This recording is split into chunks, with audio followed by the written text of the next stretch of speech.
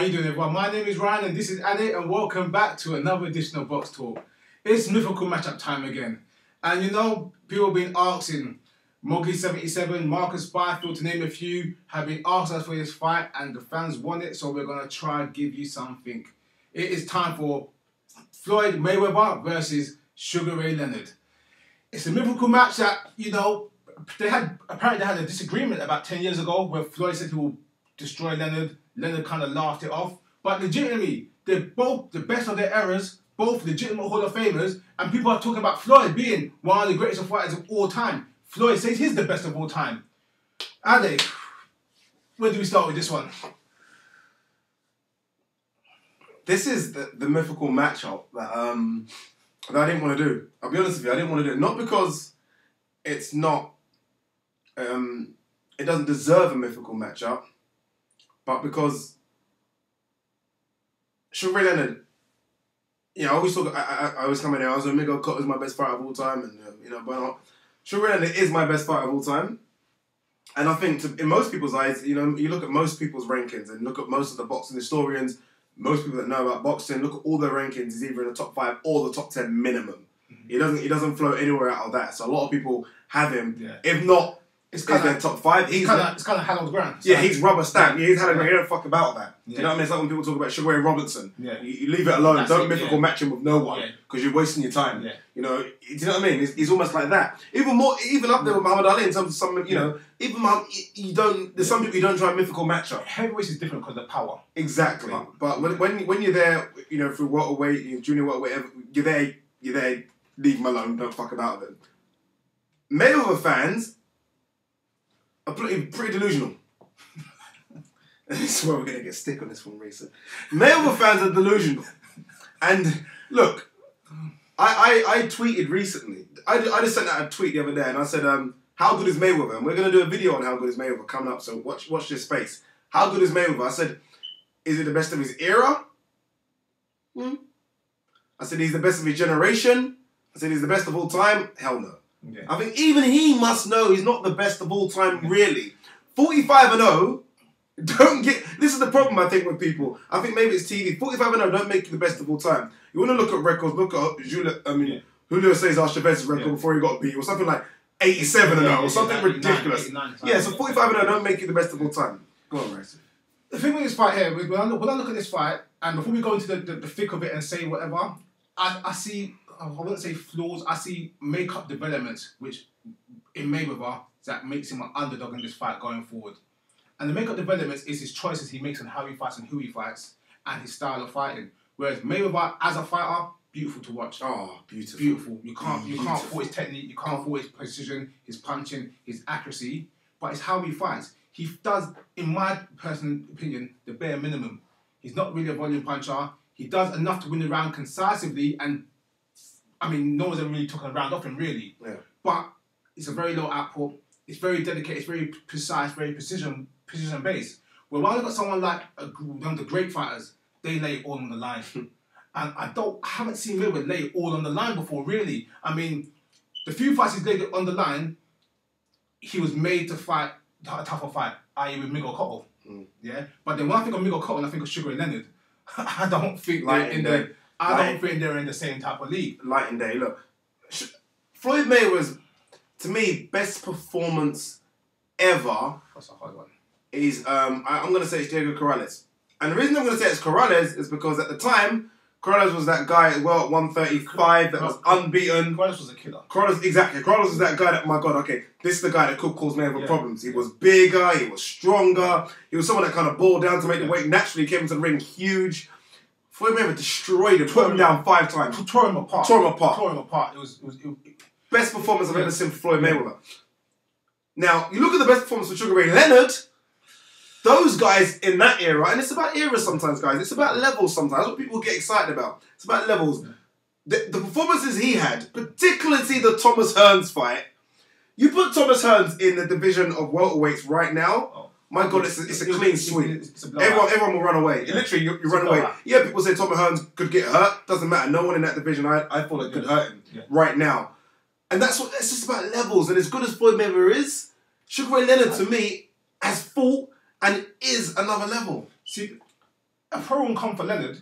I talk about the negative side in the sense for Leonard is that Leonard had a lot of holes in his career. Yeah. Retirement, injury, retirement, retina. So he's got spaces where you could say, within those spaces, that's not good for his fighting, for his career. But then when you look who he's fought within those spaces, you're talking about Roberto Duran, the greatest lightweight of all time.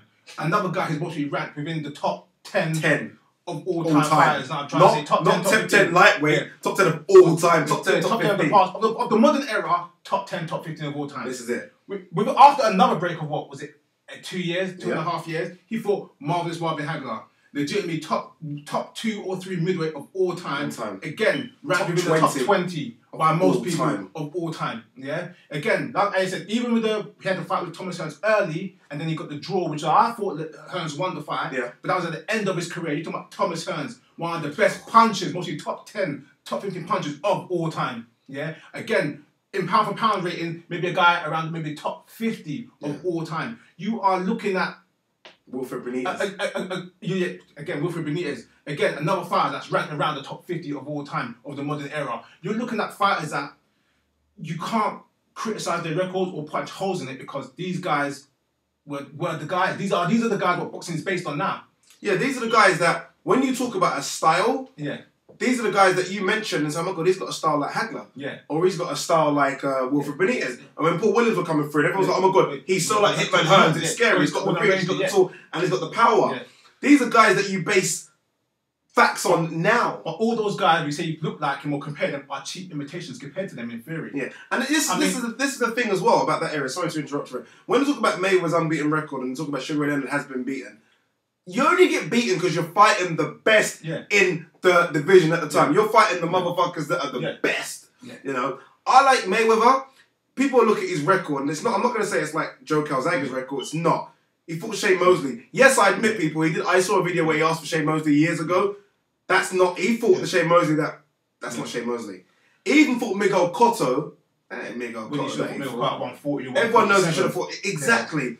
I'm not trying to say he's avoiding because I don't. That's another video altogether. But the guys that he has fought that are considered real greats and Hall of Famers, he hasn't fought any of them. Not one, apart from Diego Corrales and maybe Castillo, who I think beat him in the first fight when they should be fighting. The Ricky Hatton fight with Mayweather irks me a little bit as well. Whereas Mayweather could have beat Ricky Hatton, the legit champ with all the belts, at 140. He brought him up to 147, and then it made the work. He won convincingly. He won, but it made the fight kind of worthless. He could have beat the man at 140 when Mayweather was at 140. He had bet from Gatti. Yeah, and at the time, Costas, he was a champion, and so was Ricky Hatton. And then there's little things like you fought Judah after Judah got beat by Boulder. Do you know what I mean? You tell Alvarez, who's a 154, to come down to 152. Yeah. People are going to mention Aaron Pryor after I've told you, but you tell Leonard. Who did Leonard duck?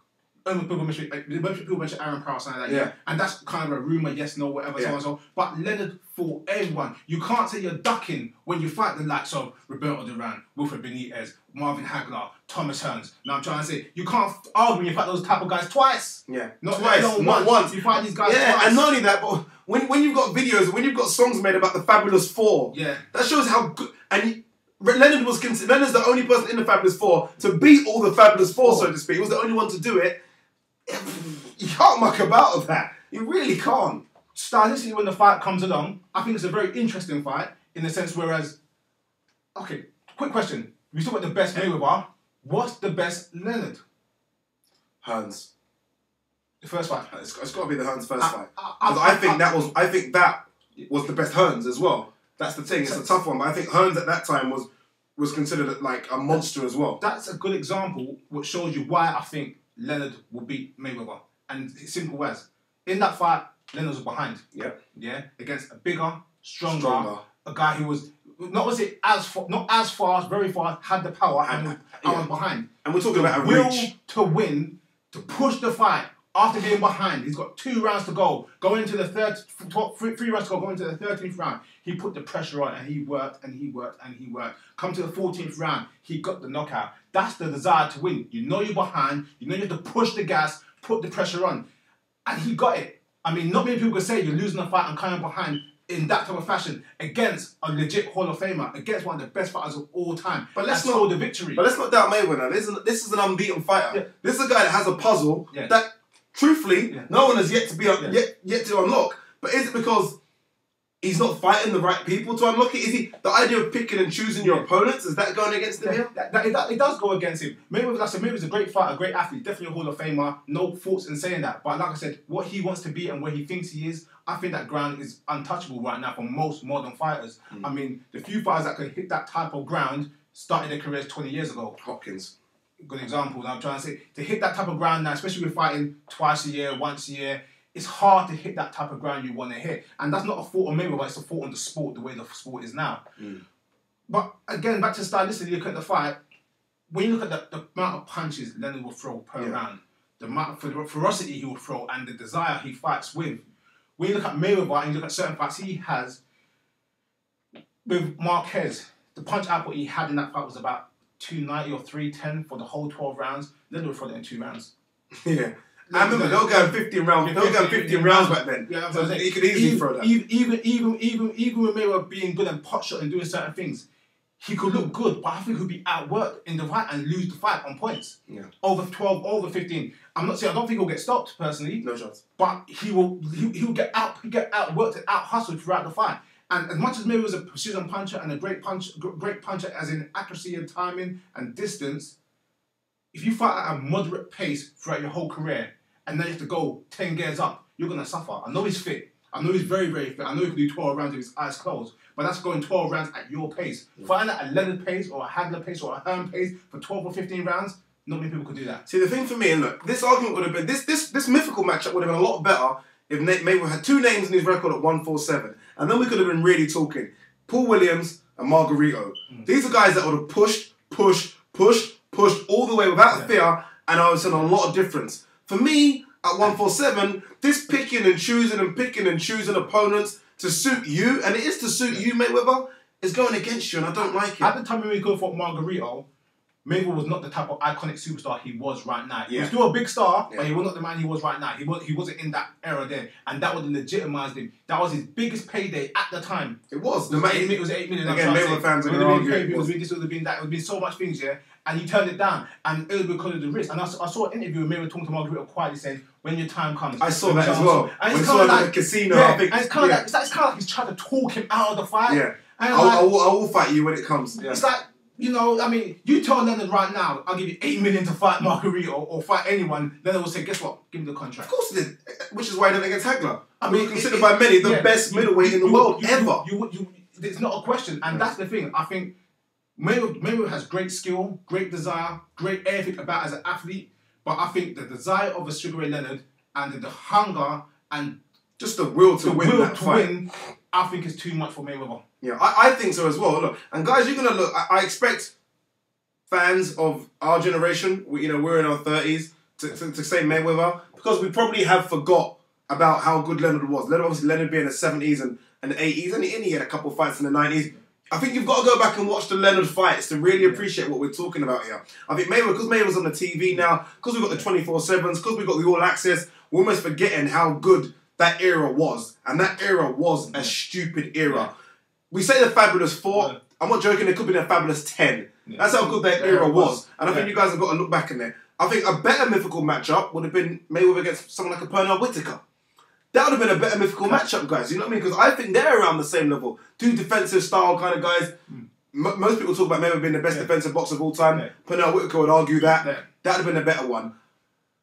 Again, Pernell Whitaker, he's one of the few guys as well of our era that's actually kind of hit that hallowed ground of around top 30 of the past 100 years. You know what I mean? And again, he done that by fighting the right people. There was no picking and choosing. Mayweather had that option, and I think Mayweather is such a great businessman, and he's capitalized on money. Problem? And I think that must be the problem. Mayweather is the greatest businessman boxing's ever seen. Yeah. He's not the greatest fighter boxing's ever seen. Guys, look, what do you think? We've gone over our time. I didn't want to go this far. We haven't really touched on styles too much. Ryan did a bit.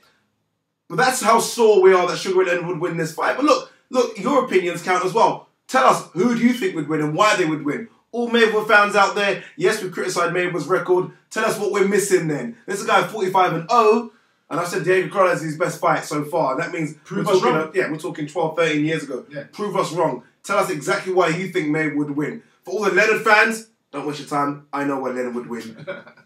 But look, get your comments below. Email us at BoxTalk@hotmail.co.uk. And guys, don't forget, for all your latest news and reviews on the sport we love boxing, go to ringnews24.com. Check it out. Guys, thanks for tuning in for another edition of Box Talk.